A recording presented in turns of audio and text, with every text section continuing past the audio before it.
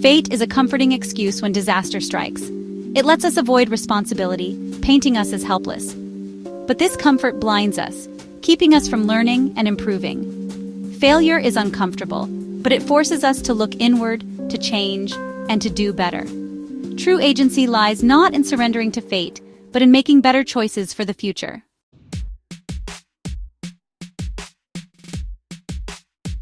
Every disaster, whether it arrives with the fury of a hurricane or the slow creep of a famine, holds up a mirror to our society. In its reflection, we see not the hand of fate, but the cumulative result of our choices. The thread that connects a collapsed apartment building in one city to a devastating flood in another is woven from human decisions. It is a tapestry of ignored warnings, of budgets cut in the wrong places, of regulations weakened for profit, and of experts whose advice was dismissed. Fate does not decide which buildings stand and which ones fall in an earthquake. Engineering codes, construction quality, and political will do. We are the architects of our own vulnerability, and therefore, we must also be the architects of our resilience. Consider the stark contrast between two communities facing the same storm. One is decimated, while the other withstands the impact with minimal loss of life. Is this difference a matter of luck? Or is it the product of foresight, investment, and a collective commitment to safety? The answer is almost always the latter. The resilient community built seawalls, established clear evacuation routes, invested in early warning systems, and educated its citizens. Each of these measures was a choice. Every ignored warning, every shortcut taken in construction, and every politician who prioritizes short-term gain over long-term safety is casting a vote against humanity.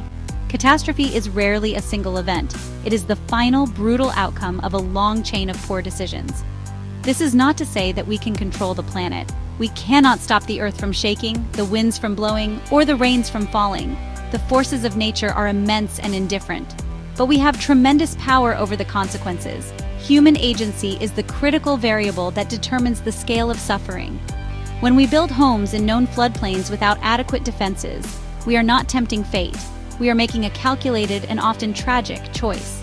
When we ignore climate scientists' warnings about rising sea levels, we are not being fatalistic, we are being negligent. The disaster is not the storm itself, but the predictable and preventable loss that follows in its wake. Therefore, the story of human disasters is ultimately a story about power, the power of choice.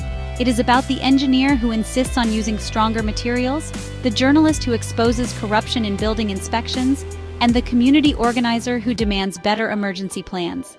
It is also about the opposite, the developer who cuts corners, the official who accepts a bribe, and the citizen who remains indifferent. Each disaster forces us to confront this reality. It asks us to look into that mirror and see not a victim of circumstance, but an actor with the capacity and the responsibility to choose a different path. Will we see ourselves in it, and will we have the courage to learn? Every big outcome is built from countless small decisions.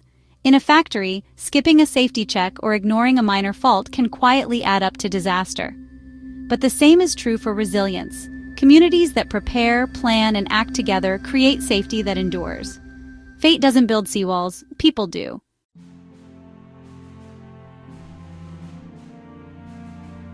Disasters rarely stem from a single failure. They're the result of a chain of negligence, missed warnings, ignored reports, and risky shortcuts. But resilience is also a chain: careful planning, strong codes, and communities prepared to act.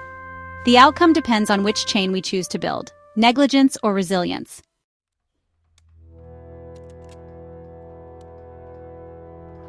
One of the most pervasive and honestly dangerous narratives surrounding disasters is the illusion of helplessness. We are conditioned to see ourselves as small and powerless in the face of overwhelming forces, whether they're natural phenomena or these complex bureaucratic systems. This mindset, it really encourages passivity. If the outcome is predetermined, why should we even try to change it? This kind of thinking is a convenient shield against the burden of responsibility. It's just easier to believe we are at the mercy of fate than to accept that our own apathy or inaction contributed to the suffering of others. This illusion is the ally of negligence and, frankly, the enemy of progress. This sense of powerlessness is often cultivated by those who benefit from the status quo. Like a corporation polluting a river may frame the environmental damage as an unavoidable byproduct of economic progress, or a government failing to invest in public infrastructure might describe a subsequent bridge collapse as an unforeseeable accident. By promoting a narrative of inevitability, they deflect accountability. They encourage us to believe that such events are simply the cost of living in a modern world. But this is a distortion of the truth. It's a deliberate effort to make us forget that these systems were built by people and can therefore be changed by people.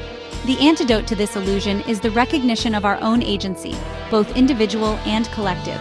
While one person may not be able to stop a hurricane, one voice can raise an alarm. One engineer can refuse to sign off on a flawed design. One journalist can expose a pattern of corruption. And when these individual choices unite, they become a powerful force for change. Social movements that have led to landmark safety regulations and environmental protections did not begin with a sense of helplessness. They began with individuals who chose to believe that a better outcome was possible and were willing to fight for it. Breaking free from this illusion requires a fundamental shift in perspective. We must see ourselves not as passive spectators in the story of disaster, but as active participants with the power to influence the plot. Every time we vote, every time we speak up against injustice, every time we demand higher standards from our leaders and corporations, we are chipping away at the foundation of helplessness. We are asserting our role as shapers of our environment, not merely subjects of it. The choice to act, even in small ways, is a powerful declaration that we refuse to be defined by fate. It is an affirmation that our future is not written for us, but by us.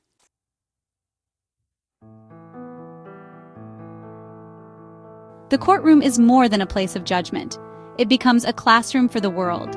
Here, the choices that lead to disaster are exposed, and those in power are held accountable.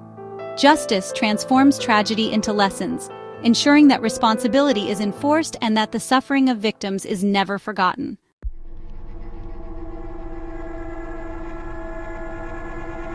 The Nuremberg Trials marked a turning point. Leaders were held accountable for unimaginable crimes. This legacy continued at The Hague, where international courts confront genocide and war crimes.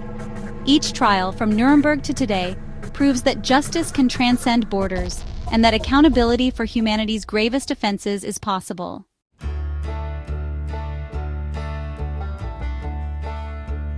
The echo of justice shapes generations, reminding us that responsibility extends beyond the courtroom. When justice is seen, it recalibrates our moral compass and empowers us to demand accountability. Each trial is a lesson. Choices matter, silence is a choice, and together, we can shape a more just future.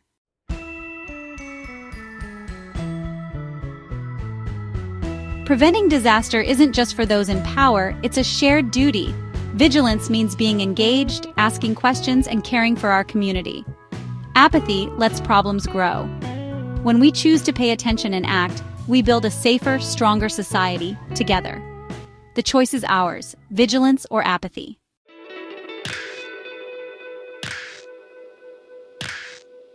Beyond the role of the citizen lies the heightened responsibility of the professional.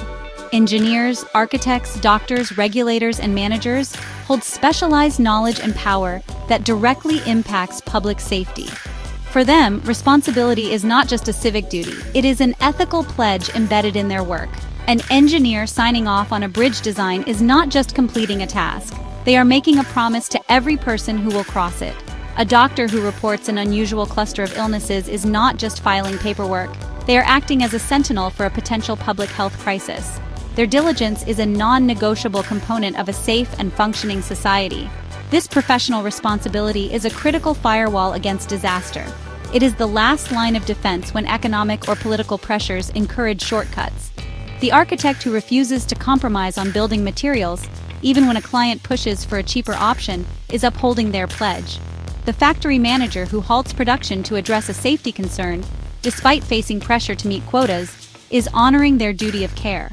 These moments of professional integrity are often invisible, but they are profoundly heroic.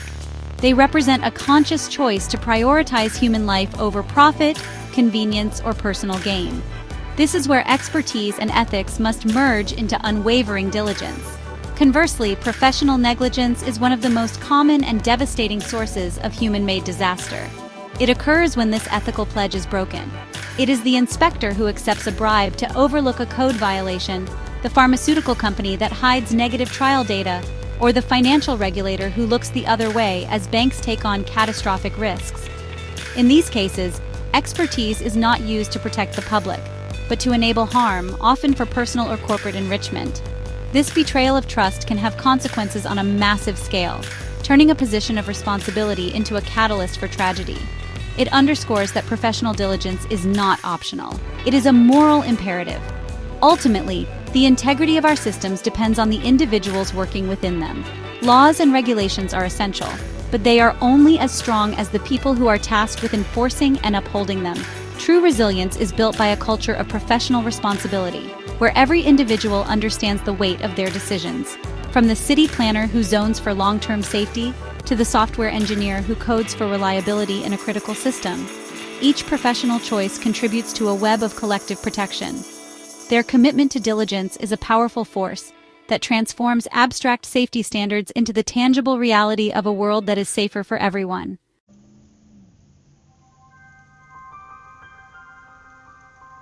Inaction is a choice, not a neutral stance. Its consequences can be as devastating as direct harm. When those with power ignore warning signs, their silence becomes a link in a chain of negligence. This ripple effect multiplies. One person's silence encourages others, creating a culture where everyone assumes someone else will act. In workplaces, unreported hazards become normalized, making disaster almost inevitable. Fear often drives inaction, but the cost of silence can be far greater than the risk of speaking up. History remembers both those who acted and those who stood by. Overcoming the bystander effect requires a conscious choice to break from the crowd and take responsibility. In moments of crisis, there is no neutral ground. We are either part of the solution or the problem. Choosing to act disrupts the momentum of failure and affirms our commitment to others. The world is shaped not just by what we do, but by what we choose not to do.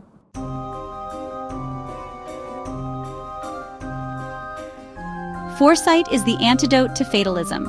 Resilient societies anticipate risks and build systems to withstand them. Disasters are often predictable in their probability, if not their timing.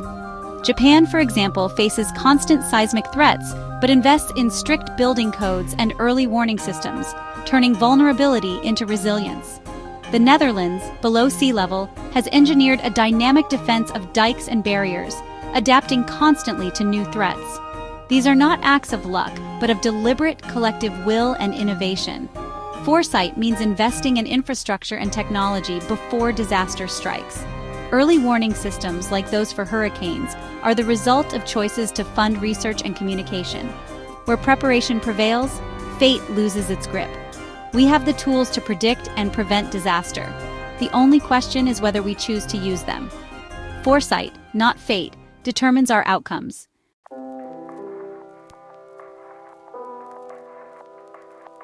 Technology builds defenses, but education empowers people to use them. In Japan, children practice earthquake drills from a young age, learning calm, effective responses. Public awareness campaigns teach families to prepare, democratizing safety and making everyone a participant. Informed citizens trust warnings, follow evacuation orders, and help neighbors, reducing harm before first responders arrive. Education also combats apathy and misinformation, empowering people to demand better policies and hold leaders accountable. An educated public sees the role of human choice in disaster, not just fate. Preparedness is only as strong as the public's understanding and willingness to act. Investing in education is a cost-effective way to build resilience from within. Knowledge turns helplessness into agency, creating a culture of shared responsibility. Education is the shield that protects where concrete and steel cannot.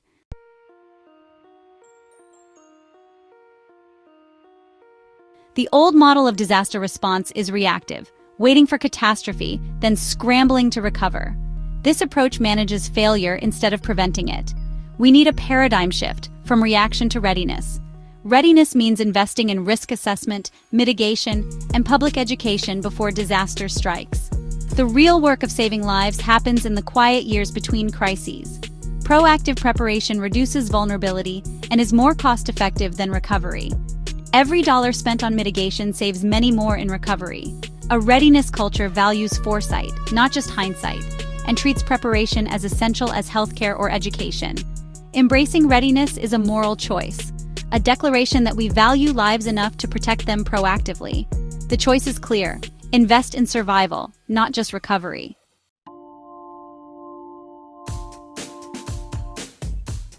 Every disaster exposes the true cost of our collective choices: neglect, greed, and indifference. The suffering that follows is not just physical, but a moral reckoning. Greed puts profit above safety, as when companies cut corners or build in dangerous places. Indifference is the silent accomplice: regulators who look away, politicians who defund safety, and a public that stays silent. The most vulnerable always pay the highest price, while the powerful remain insulated. Disasters reveal a society's ethical foundations and its failures to protect all members. Rebuilding is not enough. We must ask why the loss happened and confront the choices that led there. True resilience depends on valuing empathy over apathy and life over profit. The lesson is clear: our survival is as much about ethics as engineering. This is the message written in the rubble and floodwaters.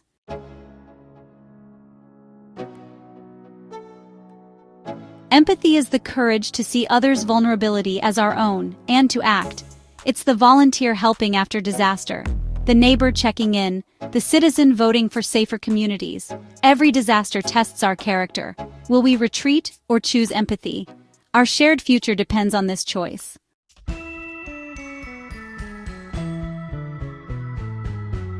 In the face of disaster, hope is not passive.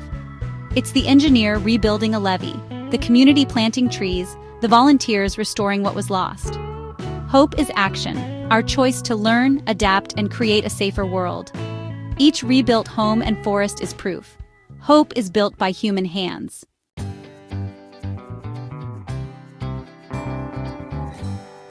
We stand at a crossroads. One path is resignation, accepting disaster, neglect, and loss. The other is agency, choosing responsibility, preparedness, and hope. We cannot control the wind or the earth, but we can choose to act, to protect, and to build a better future. The choice, as it has always been, is ours.